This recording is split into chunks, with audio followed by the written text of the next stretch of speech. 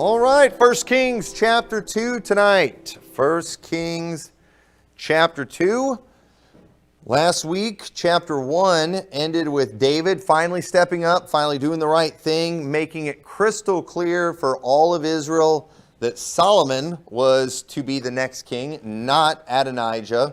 And so now that he has, it's been established very well, confirmed in the minds of all of Israel that Solomon is the king. David basically goes back to his bed and awaits death. Now, something I want to point out as we go through this chapter that I think is really important is we're going to see some examples here where I guess we see David kind of taking out some vengeance. And I want to make sure we make some proper application when it comes to this. There's something that we often take for granted. I don't think we think about when we're reading the scriptures, but a study that something I did years ago that was one of the most enlightening studies I ever did.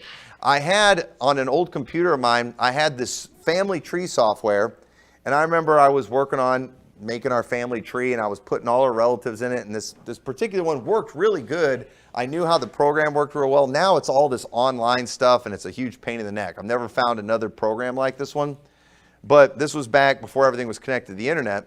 And I remember just for fun, I started working on a Bible family tree, starting with Adam.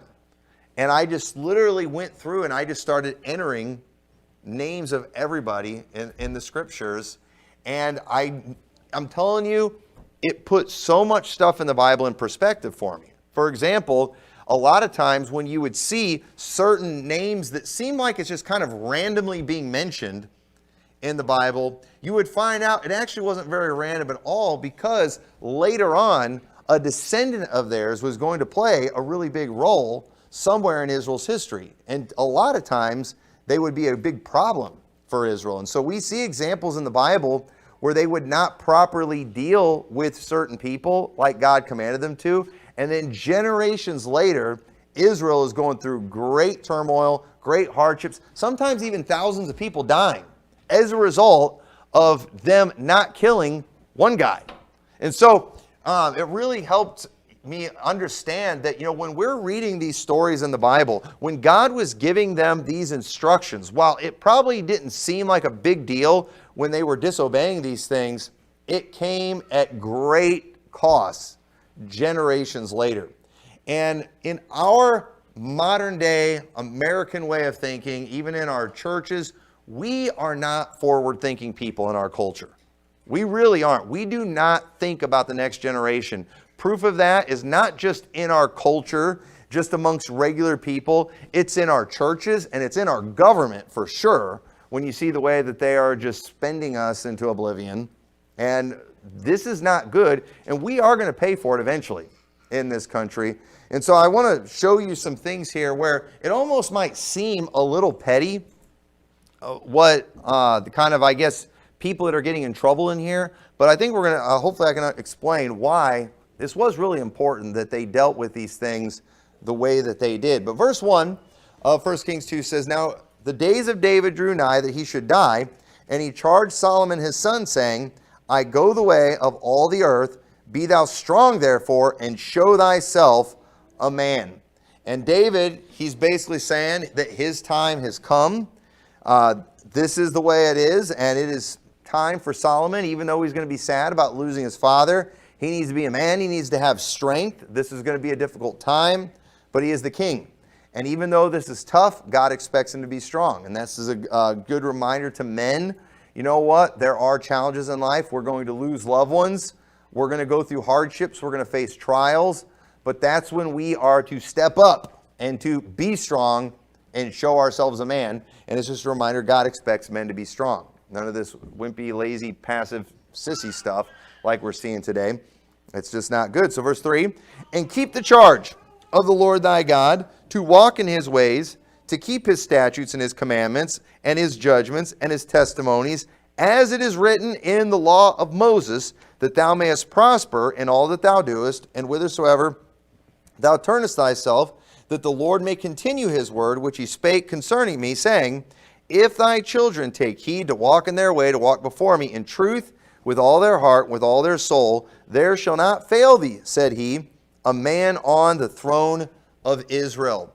And again, I understand David is a king. He is a very important man. But you know what? Listen, dads, I get it. We're not kings.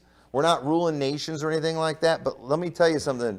It is important to pass on clear instructions to your sons and to that next generation.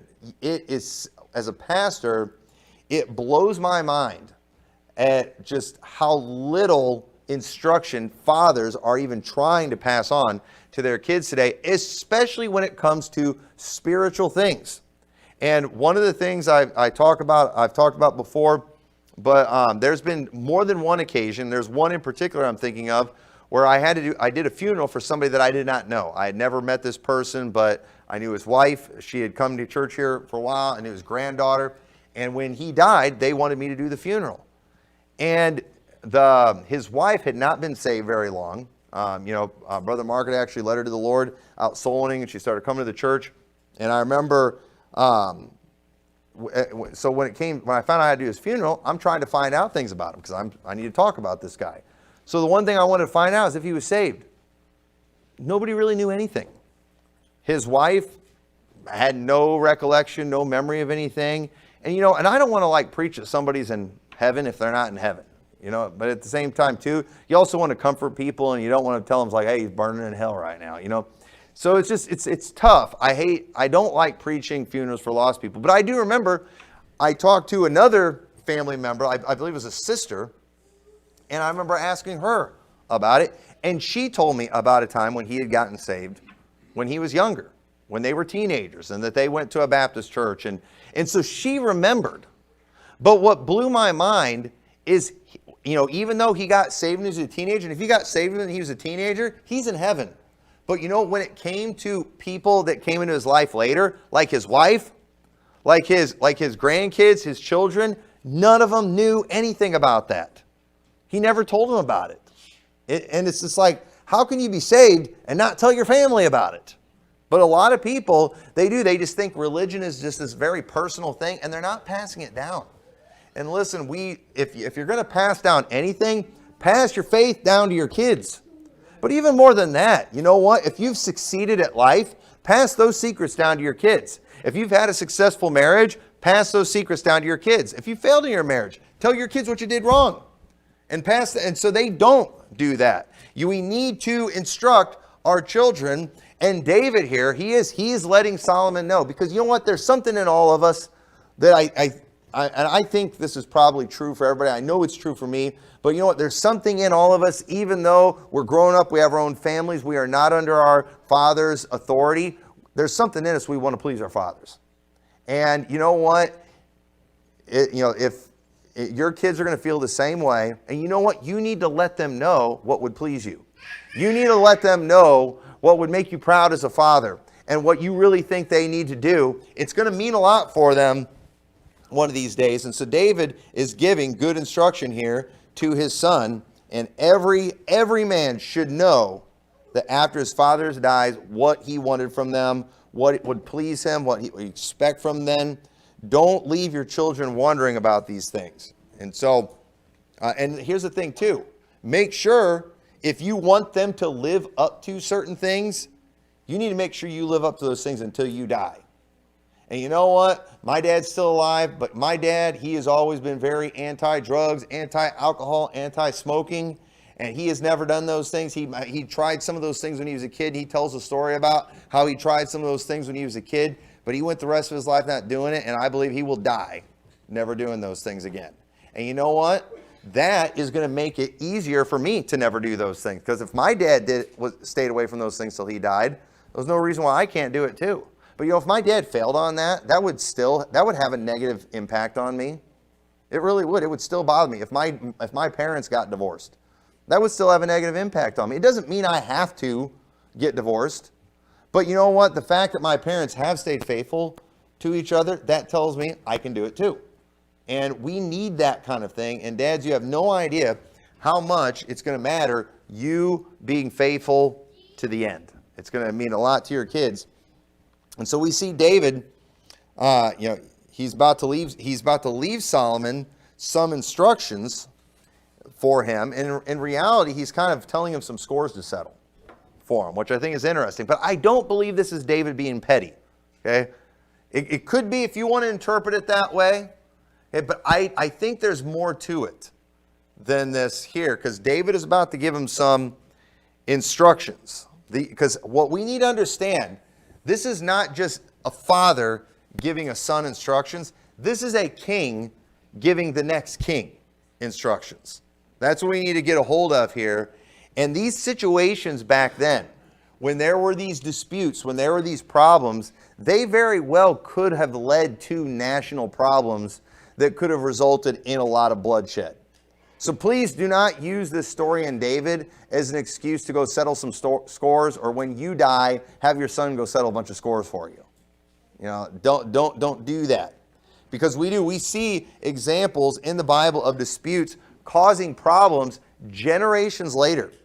In fact, and we don't get this. Again, as modern day Americans, we don't get this. Remember when Tucker Carlson interviewed Putin and we all had to sit through that long history lesson from Putin? And you know what? It went right over every American's head, because we don't think in terms of generations and in centuries like that. But you know what? That's real life. That's the way it is in real country. And a lot of these disputes and problems that have been going on, they have been going on for decades and centuries and generations. Same thing. You know how many dumb Americans there are, just dumb, ignoramus Americans and Baptists who think that this Israeli-Palestinian battle or war that's going on started October 7th. It didn't start October 7th. It started in the 1800s with Herzl. That's when this particular conflict got started. That's when this conflict. Oh, really? You're going to blame something from the 1800s? Yes, absolutely. And then they'll say in their ignorance, oh, it goes back even farther than that. No, it doesn't. It goes back to the 1800s with Herzl, okay, and Zionism. That's what's going on right now. Don't get me going on that. It's another subject for another day. But just understand these things are far from over. Okay? Let me just give you a little bit of prophecy. Okay? And this is not real prophecy. This is me just talking big. Okay? Let me throw that little disclaimer in there. But Netanyahu is going to do a bunch of junk the next couple months. When Trump gets in, everything's going to calm down over there. But let me tell you something. The Palestinians are never going to forget what's happened in these last years. And eventually, we're going to get another weak Democrat in office who they're not going to be scared of. And then all of a sudden, there's going to be a massive terrorist attack. And you know what everybody's going to say? Those terrible Palestinians. Can you believe that? For nothing, they went and killed like 800 Israelis. It had nothing, but no, it wasn't because of that. It wasn't for nothing. It was for the 40,000 Palestinians that they killed. That's why. So again, we don't think that way. We think just only in modern times.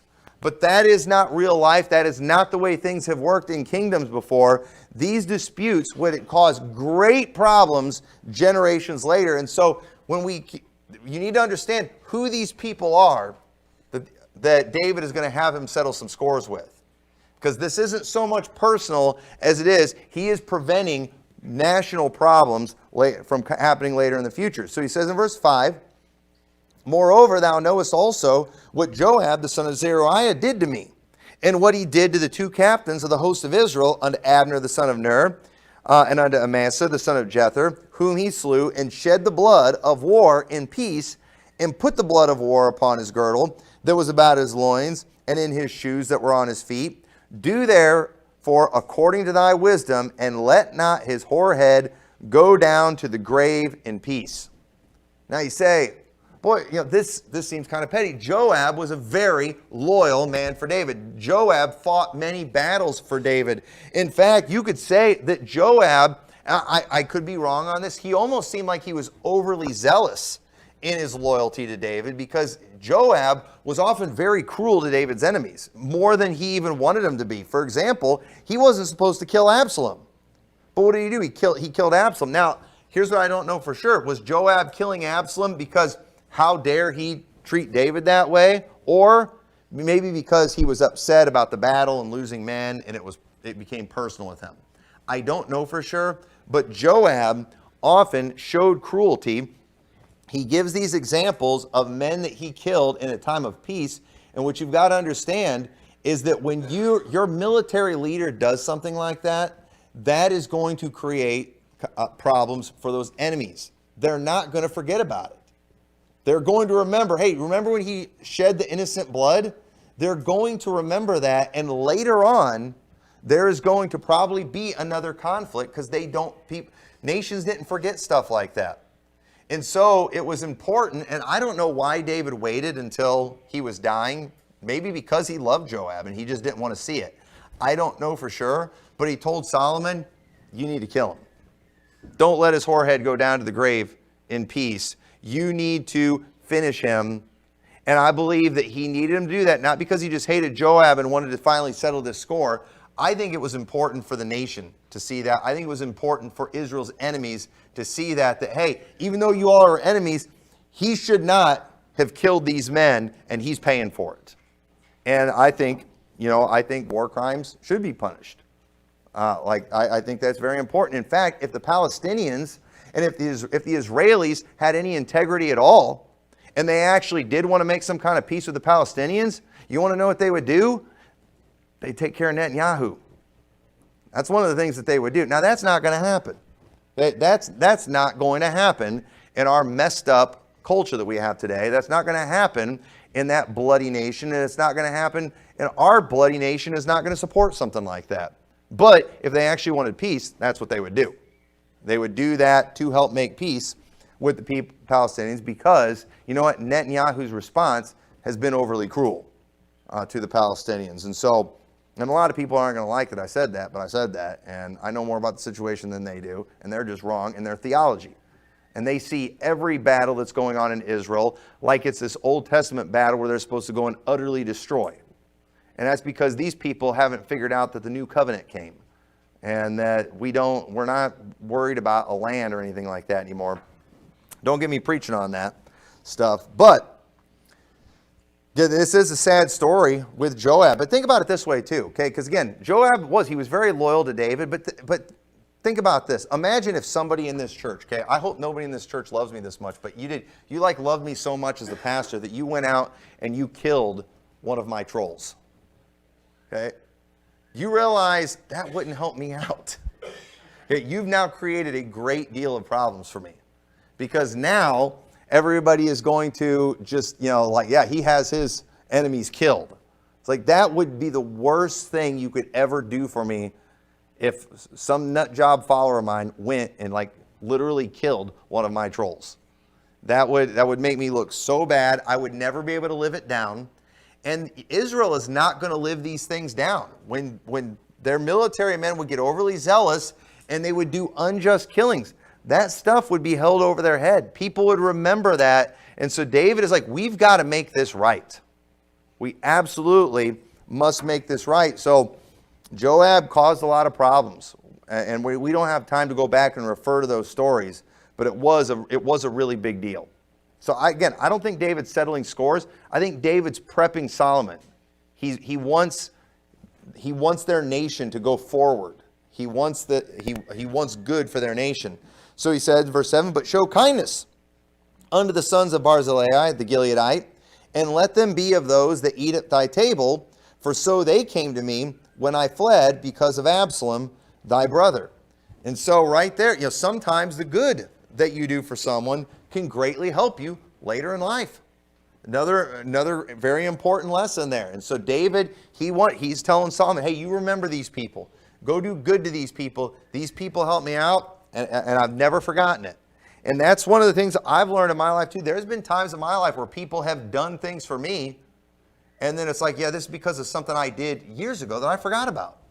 And so you reap what you sow. And that can be a good thing or a bad thing. And that's what we're seeing in this story. We're seeing people that are reaping what they sowed. You see some that are reaping bad things. You're seeing some people reap good things. It all depends on what you're sowing. If you're sowing good things, you're going to reap good things. It just might take a while. But it eventually is going to come. It eventually is going to happen. Verse 8, and behold, thou hast with thee Shimei, the son of Gera, a Benjamite of Bahurim, which cursed me with a grievous curse in the day when I went to Mahanaim. But he came down to meet me at Jordan, and I swear to him by the Lord, saying, I will not put thee to death with the sword. Now therefore, hold him not guiltless, for thou art a wise man, and knowest what thou oughtest to do unto him. But his whorehead bring thou down to the grave with blood. And remember that story when David was on the run from Absalom? And Shimei's cursing him, throwing stones at him and things. And listen, I love that story about David. I love his self-control. And I love Joab. Hey, David, let me go remove his head. You know, he's like, let me go take care of him. He could have taken care of him. But David is like, you know what? I want God to see what I'm going through right now. And maybe this will help God look good, look at me for good. And so he did. He vowed that he wouldn't do anything. But you know what? He never forgot it. Now, again, is this him settling a score? Maybe. If you want to argue with me that, no, it was personal with David, he never forgot about it. You know what? I'm not going to argue with you about that too. But remember, this is Shimei. This is the son of Saul. And understand that at one time, Saul was the king. And obviously, Shimei hates David. He's going to hate his son. And if he, as a people, grows, if he becomes strong as a people, there was a very good chance, in all likelihood, that he may one of these days decide, you know what? I am the rightful king of Israel. I am the son of Saul. He was the first king and might end up causing problems for Solomon. So David told him, you need to kill him. You need to get rid of him, because this isn't a matter of David just trying to keep the kingdom for himself. No, God wanted David to have the kingdom. It was supposed to be in David's line. God had rejected Saul, but David, he was able to kind of foresee, and he saw this is potentially going to be a problem if we keep him around. So I personally think that this was something that he was thinking ahead. And so it says in verse 10, yes, so David slept with his fathers and was buried in the city of David. And the days that David reigned over Israel were 40 years. 7 years reigned he in Hebron, and 33 years reigned he in Jerusalem. Then sat Solomon upon the throne of David his father, and his kingdom was established greatly. And now, not only was it clear who David had chosen and also who God had chosen to be king, but I believe Solomon, when he follows the instructions of his father later in this chapter, it also showed everyone. Again, all these things that David told him to do, this is something that the whole nation is going to see. And it's kind of a way of showing everybody too that, hey, there's a new sheriff in town, and any threats to his kingdom have been removed. And so obviously there were certain structural changes that came with this new administration, you could say. But this wasn't change necessarily for the sake of change, but just natural change that would take place in any transfer of power. And so one potential threat that was still around would be Adonijah. Because again, Shimei, he's related to Saul. David's told him what to do. But we have Adonijah, who is the older son, who thought he was going to be king, tried to establish himself as king. And even though, he has humbled himself, remember Solomon was watching. He wasn't sure if he trusted him, but he's still a potential threat. And so we see in verse 13, and Adonijah, the son of Haggith, came to Bathsheba, the mother of Solomon, and she said, comest thou peaceably? And he said, peaceably. So obviously there was tension in the family. It's like, hey, what do you want, Adonijah? Because remember, Adonijah is the son of Haggith, which I just picture Haggith being a hag. I mean, with a name like that. But anyway, but she, so this isn't Bathsheba's son, but remember, Bathsheba is Solomon's mother. And so he wants to get something from Solomon, so he's going to try to use his mom to do it. And he said, moreover, I have somewhat to say unto thee. And she said, say on. And he said, thou knowest that the kingdom was mine, and that all Israel set their faces on me that I should reign. Howbeit the kingdom is turned about and has become my brother's, for it was his from the Lord. And now I ask one petition of thee, deny me not. And she said unto him, say on. And he said, speak, I pray thee, unto Solomon the king, for he will not say thee nay, that he give me Abishag the Shunammite to wife. And Bathsheba said, well, I will speak for thee unto the king. Now, for some reason, Adonijah, it seems as though he feels like he is entitled to some kind of consolation prize for standing down, I guess, and not fighting Solomon being the king, even though, it was by Solomon's mercy that he was still alive. He's not having a proper attitude here. He was very out of line in how he behaved. He should have just been thankful that he was still alive and he was still breathing. But what does he do? He's like, no, I need to get something. Bathsheba, the kingdom was mine. I get it. The Lord wanted him to be king. I stood down, but I'd like to get something out of this. I want Abishag, the Shunammite. That was somebody that belonged to David, but it was somebody too, though, that David never knew, it says, and so therefore, technically, it would not have been a sin, I guess, for him to take her as a wife. But because fathers and sons were not supposed to ever go into the same woman. So verse 19 said, Bathsheba therefore went unto King Solomon to speak unto him for Adonijah, and the king rose up to meet her and bowed himself unto her and sat down on his throne and caused a seat to be set for the king's mother, and she sat on his right hand. And I love that Solomon, even though he's king, he's still showing respect to his mother. I remember one time I was at a meeting and the mother of a pastor was there, and the mother referred to her son by his first name. And there was this one young guy there, I don't think he was all there, but he's like, you should call him pastor. And I just looked at that guy and I said, Mom outranks pastor. And so his mom, the fact that it's his mom, it's like moms don't have to do that. Okay? Mom can call their sons whatever they want. Mom's out, and you know what? Mom outranks king. You could say, even if you're a king, you ought to respect and you ought to honor your mom. And Solomon was doing that right here. I think they had a very good relationship. I think good evidence of that too is what we see in Proverbs 31. By the way, too, that's another subject for another day. But then she said, I desire one small petition of thee, I pray thee, say me not nay. And the king said unto her, ask on, my mother, for I will not say thee nay. Now, why would Bathsheba care so much about Adonijah getting what he wanted?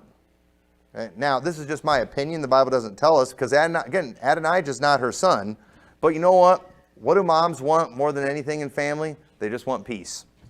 That's how moms are. They just want peace. Hey, your brother, he's upset. I think it'll calm him down, if you'll let him have Abishag. And he had told his mom, hey, whatever you want, I'm not going to say no. But he basically tells her, no. Because again, it's hard for us to fully understand, but apparently this was a very inappropriate request. For him to be asking this, and I don't know for sure all the reasons for that. But it goes on in verse 21, and she said, let Abishag the Shunammite be given to Adonijah thy brother to wife. And King Solomon answered and said unto his mother, and why dost thou ask Abishag the Shunammite for Adonijah? Ask for him the kingdom also, for he is mine elder brother, even for him, and for Abiathar the priest, and for Joab the son of Zeruiah. These are the ones that had teamed up with Adonijah against him. Then King Solomon sware by the Lord, saying, God do so to me and more also, if Adonijah have not spoken this word against his own life. Now therefore, as the Lord liveth, which hath established me, and set me on the throne of David my father, and who hath made me an house as he promised, Adonijah shall be put to death this day. And again, this might seem like a bit of an overreaction, but obviously I believe this showed Adonijah's heart was not right, which is what Solomon was suspicious of. Because remember in verse 52 of chapter 1, it says, and Solomon said, if he will show himself a worthy man, there shall not a hair of him fall to the earth, but if wickedness shall be found in him, he shall die. And so what Adonijah had done was very wicked. It was worthy of death. But because he did this public spectacle of taking hold of the horns of the altar, and it would have been in really bad taste to send his man in there to go and kill him, Solomon's like, all right, we don't want to start off the kingdom looking this way, but we're going to keep an eye on him. If we see any evidence of any wickedness in him, because sometimes too, people will do all the outward things to look apologetic. But if they're not apologetic in their heart, then they're just going to stab you in the back as soon as they get a chance. And so Solomon was aware, but when they're doing the outward things, sometimes you have to play along. You have to go along. It stinks that, even though we're a lot of times convinced people are bad and they don't mean it, you do have to give people the benefit of the doubt. But the fact that Adonijah thinks he has a right to anything, that right there showed Solomon his heart isn't right. So he said he's going to put him to death. And so verse 25, and King Solomon sent by the hand of Benaiah, the son of Jehoiada, and he fell upon him that he died. And Benaiah, I'm liking this guy too. He's kind of like Solomon's Joab. He's the one that's always going and killing everybody for Solomon. And so Benaiah went and killed him. And who was Benaiah? Well, you don't have to turn there, but 1 Chronicles 11:22 says, and Benaiah, the son of Jehoiada, the son of a valiant man of Kabzeel, who had done many acts, he slew 2 lion-like men of Moab. Also he went down and slew a lion in the pit on a snowy day, and he slew an Egyptian, a man of great stature, 5 cubits high, and in the Egyptian's hand was a spear like a weaver's beam, and he went down to him with the staff and plucked the spear out of the Egyptian's hand and slew him with his own spear. These things did Benaiah the son of Jehoiada, and he had his name among the 3 mighty. So Benaiah was one of David's mighty men, and he went on and he continued serving Solomon, and this was a tough dude.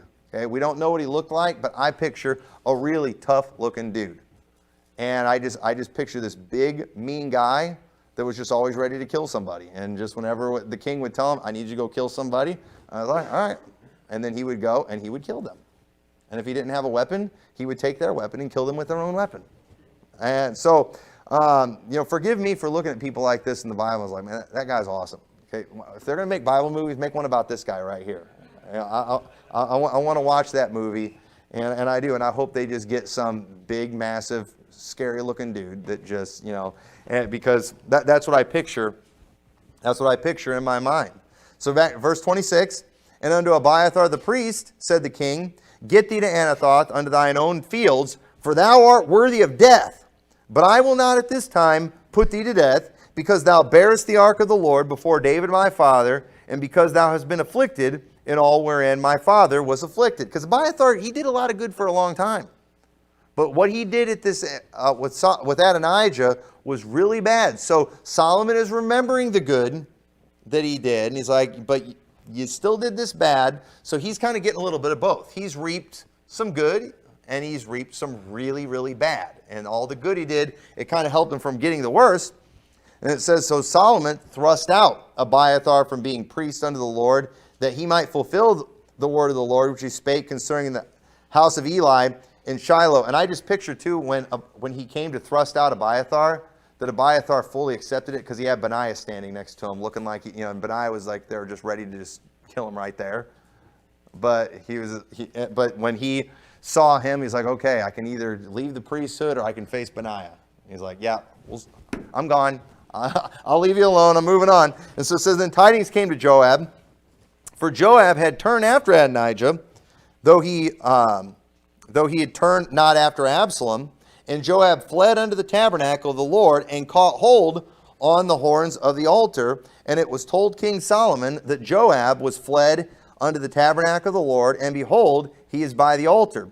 Then Solomon sent Benaiah, the son of Jehoiada, saying, go fall upon him. And again, I like Benaiah, because even though Benaiah is just a stone-cold killer, ready and able to kill anybody, he still has a code here, right? And it says, and Benaiah came to the tabernacle of the Lord, and said unto him, thus saith the king, come forth. And he said, nay, but I will die here.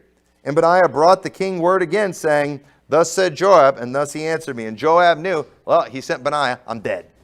He's like, but I'm gonna die here. He's doing like Adonijah did, holding on to the horns of the altar. And so Benaiah, he had enough self-restraint. Hey, I got the go-ahead to kill this guy, but he's in the tabernacle. So he knew well enough. He still had respect for the things of God, that he went to the king and is like, hey, Joab said he wants to die there. And so it says in verse 31, the king said unto him, do as he has said, and fall upon him, and bury him, that thou mayest take away the innocent blood which Joab shed from me, and from the house of my father, and the Lord shall return his blood upon his own head, who fell upon 2 men more righteous and better than he, and slew them with the sword, my father David not knowing thereof, to wit, Abner the son of Ner, captain of the host of Israel, and Amasa the son of Jether, captain of the host of Judah. Their blood shall therefore return upon the head of Joab and upon the head of his seed forever, but upon David and upon his seed and upon his house and upon his throne shall there be peace forever from the Lord. So Benaiah the son of Jehoiada went up and fell upon him and slew him, and he was buried in his own house in the wilderness. And so once Benaiah got the go-ahead, all right, I get to kill somebody in the tabernacle. That'll be a first for me. And so it was just one more notch on his sword or on his belt or whatever he did to keep track of all his big kills. And I think he probably had a lot. But honestly, I can't say this for sure.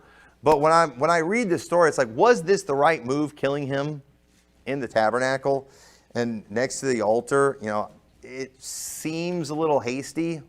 You know, I might have let him starve to death there. I don't know. I don't know for sure. The Bible doesn't say if it was right or wrong, but either way, it's a great story. And Benaiah got to kill him, and I know that made his day, if he's like I picture in my head. But anyway, verse 35, and the king put Benaiah, the son of Jehoiada, in his room over the host, and Zadok the priest did the king put in the room of Abiathar. So you have Zadok and Benaiah. They're like the new Abiathar and Joab. So they've basically taken over those roles. The high priest has been replaced. The main captain has been replaced. And the king sent and called for Shimei and said unto him, Build thee an house in Jerusalem, and dwell there, and go not forth thence any whither. For it shall be that on the day thou goest out, and passest over the brook Kidron, thou shalt know for certain that thou shalt surely die. Thy blood shall be upon thine own head. And Shimei said unto the king, The saying is good, as my lord the king hath said, so will thy servant do. And Shimei dwelt in Jerusalem many days. So I don't know that this was right, because David told him basically kill him, but he put Shimei on house arrest basically rather than killing him. And again, Shimei is a big deal, not just because of the evil he did to David, but he is a descendant of Saul.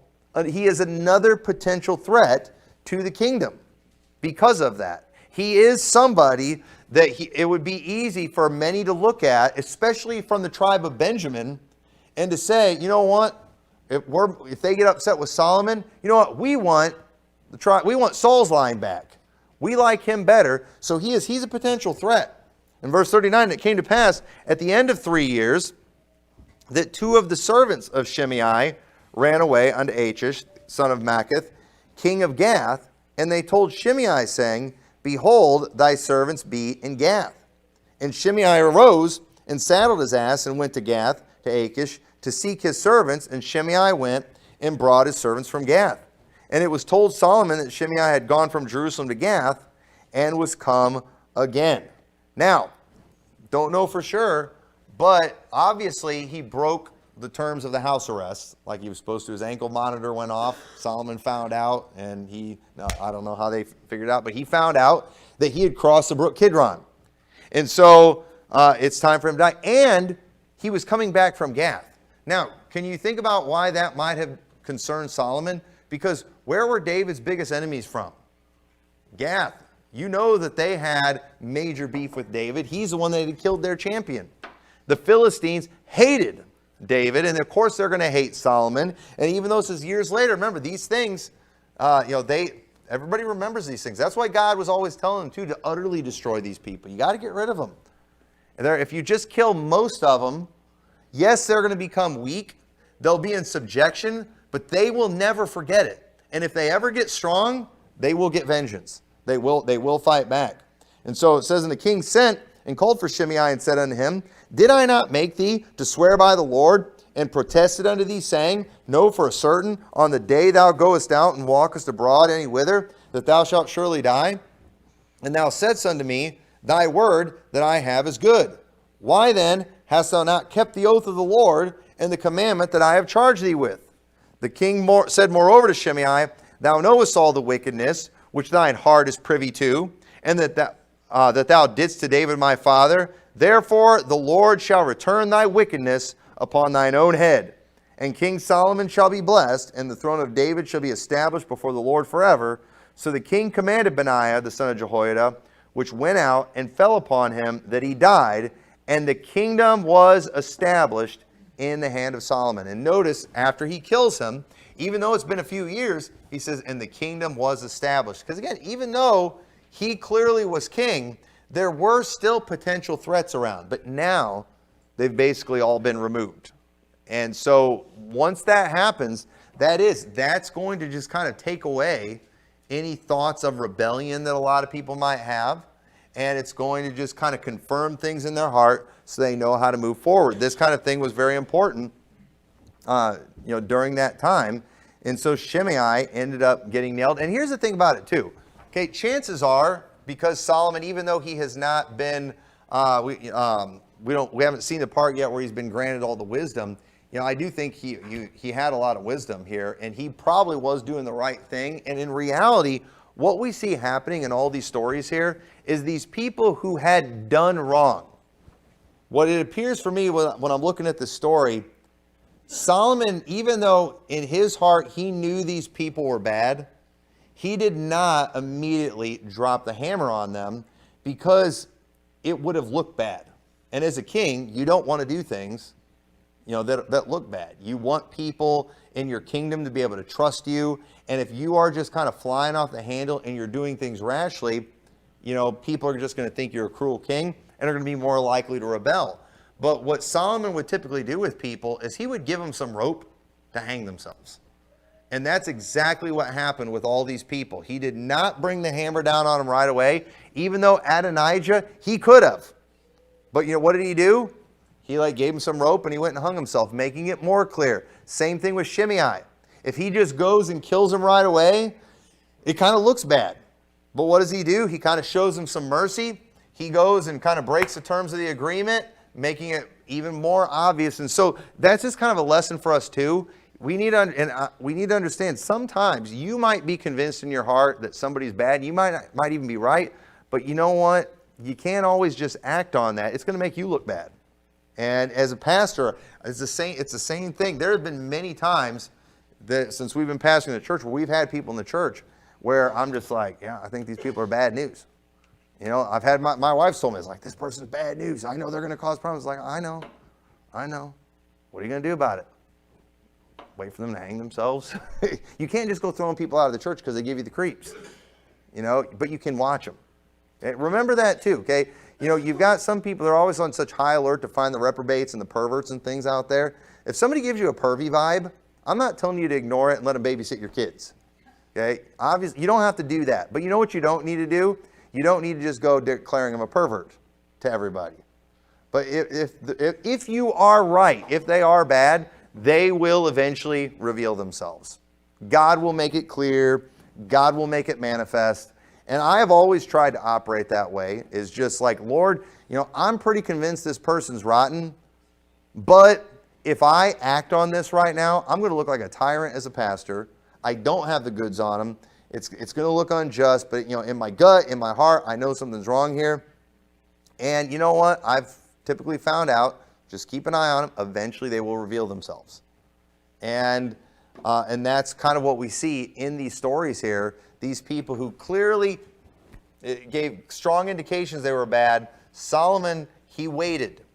He waited and he let these people kind of hang themselves. And as a result of it, we see the kingdom was established in his hand. And we're not going to see any kind of major rebellions in Solomon's kingdom. Now we're going to see a split afterwards, but not during his reign. And I believe a lot of that was because of his wisdom. And part of being a leader, especially of a nation, is keeping people united. That's a really big deal. And they need to trust you. They need to know you're a good king. They need to know that you're a just king. They need to know you have their best interest at heart. So there's a lot of good principles that we see here. And so all this takes place over a few years. But at this point, after this takes place, it is completely settled in everyone's mind who is in charge. And think about it. This would have been the first time Israel has seen a nice, proper, and peaceful transfer of power. And that would have meant a lot to these people. That's the way it's supposed to happen. And so some applications we can make from the story is the realization of the fact you reap what you sow. Many of the things that happen in this story, the things these people suffered were from things they had done years before. Years before they had done these things. And we see also those who did good, later rewarded, years later. Sometimes too, we see in the Bible, we see even in the life of David, where it was the future generations that benefited. For example, Mephibosheth. I mean, imagine being a cripple back in that day. Can you imagine how tough your life would be being a cripple back in that day? And then too, you're a grandson of the enemy king. But Mephibosheth had a really good life, didn't he? You know why? Not because of him, because of Jonathan, his father. Because Jonathan was so good to David, David is like, you know what? Jonathan's not here for me to be good to. You know what? I'm going to be good to his son. I'm going to take care of him. And Mephibosheth was taken care of by David. So, not only does God remember the things that we do, man does as well. You do them wrong, they remember. They don't forget these things. And you do right, it's the same thing. And it is a blessing, whenever somebody comes and tells you about something that you did for them that blessed them years before, it's a really good feeling. And you know what stinks is when somebody comes and tells you about something bad you did to them years before that a lot of times you didn't even know that you did. I got to watch myself on that too, because I have, I've definitely nailed people online before, just because I get aggravated by stupidity sometimes. And you say things, and then later you meet these people, and it's like, wow, I pictured you to be just a complete foaming at the mouth raving lunatic based on that comment that you said. But then you meet, it was like, oh, these people are not that bad, And then you feel like a loser later on for picking on them and things like that. And it's like, then you got to eat crow, and that's no fun. And that's why we need to watch ourselves on these things. I don't like. In fact, not long ago I ran into a preacher who I had publicly criticized in a way that was not appropriate. Years before, I didn't even know if he knew about it. And I was just like, what? I've seen this guy a couple other times, and I've always wondered, I've always knew I needed to apologize to him, but I didn't know if I should, because I didn't know if he knew I did anything to him. And so at this meeting, he came up and started talking to me, and he's asking about my dad and stuff, and just having a nice conversation, like he didn't know I ever did anything to him. And I was like, you know what? This might be a good time. And I was like, hey, I don't know if you know about this. And he's like, yeah, I knew. And I was like, man, I'm sorry about that. I was like, I did not handle that right. And he was super, super nice about it, And I felt a lot better that I got it right. But then I kind of felt bad, too, that he handled it so good, too. I kind of wish he'd have chewed me out. Because then I've been like, I was just in what I said about him. But no, he handled it like a Christian. But folks, that stuff stinks. And it was that was 6 years ago. It was 6 years ago I did it. Okay? Shouldn't there be a statute of limitations? We don't have to ask for forgiveness after 6 years. No, we don't have anything like that in the Bible. Sometimes these things, they come back and they nail you later. And so we do. We need to be, we need to be careful to do more to make friends rather than enemies. And if we make some enemies along the way, let it be because we were doing things right. Sometimes you're going to get enemies for doing right. If I have enemies, I want it to be because I was doing right, because they're just wicked people. But sometimes we make enemies out of people that we don't need to make enemies out of. And so we got to watch out for that kind of stuff. And so we'll close with that, and let's pray. Dear Lord, thank you so much for this chapter and the lessons we can learn from it. And Lord, I pray you'll help all of us to work on just doing more good in our lives for other people, being a blessing to other people. Help us to do these things, Lord, not even thinking about getting rewards, but just knowing that you're paying attention, you're taking account of these things. And Lord, we will reap what we sow. That is a promise. And so I pray you'll help us to just sow as many good things as we possibly can, and be as blessing to as many people as possible. In your name we pray. Amen.